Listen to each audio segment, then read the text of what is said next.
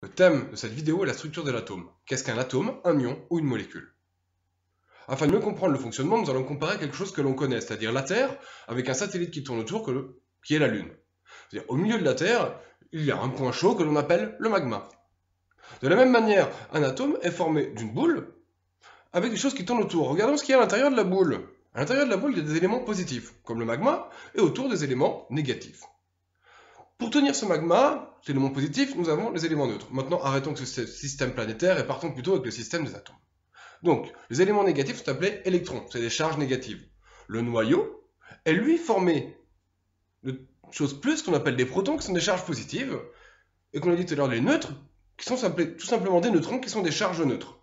Ça veut dire, récapitulons, l'atome est formé d'un noyau. À l'intérieur de ce même noyau, il y a des protons, des charges positives, et des neutrons, des charges neutres, et gravitent autour des électrons, des charges négatives. Voilà la structure de l'atome. Bon, maintenant, prenons le tableau périodique.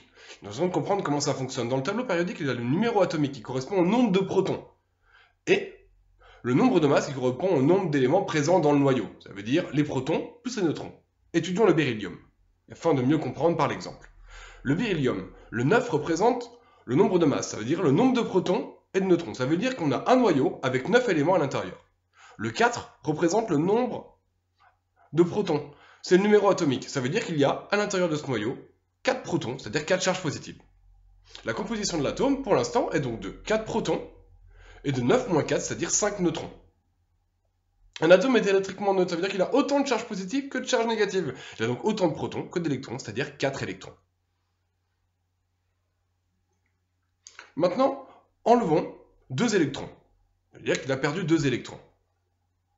Il y a donc 2 protons en plus des électrons. On va donc l'écrire Be2+, parce qu'il est positif 2 fois en plus. Un ion est une espèce chimique électriquement chargée, et si c'est chargé positivement, on appellera ça un cation, tel le Be2+. Maintenant, essayons d'étudier un ion chargé négativement, l'ion chlorure Cl-. Regardons son atome. 17 protons, 35 moins 17 comme tout à l'heure nous donne 18 neutrons. Et on a 17 électrons car un atome est électriquement neutre. À l'intérieur du noyau, que l'on ne touchera jamais, il y a 17 protons et 18 neutrons. C'est la même chose donc pour l'ion chlorure. Étant donné qu'il est chargé négativement, il a donc une charge négative en plus, c'est-à-dire un électron en plus, soit 17 plus 1, 18 électrons. Un ion chargé négativement est appelé un anion. Exemple, le Cl- que l'on vient de voir à l'instant. Bon, maintenant, on a un ion Na+, on a un ion Cl-, hop, ils sont attirés l'un par l'autre car il y en a un qui est positif et un négatif. On appelle ça une molécule. C'est une structure chimique d'au moins 2 atomes. Exemple, le NaCl, c'est un atome de sodium, Na, un atome de chlore, le Cl, et une molécule est électriquement neutre. Maintenant, essayons de voir atomes, ions, molécules pour toutes ces différentes espèces. Moi, ce que je vais faire, c'est que je vais entourer les ions, cadrer les molécules et souligner les atomes.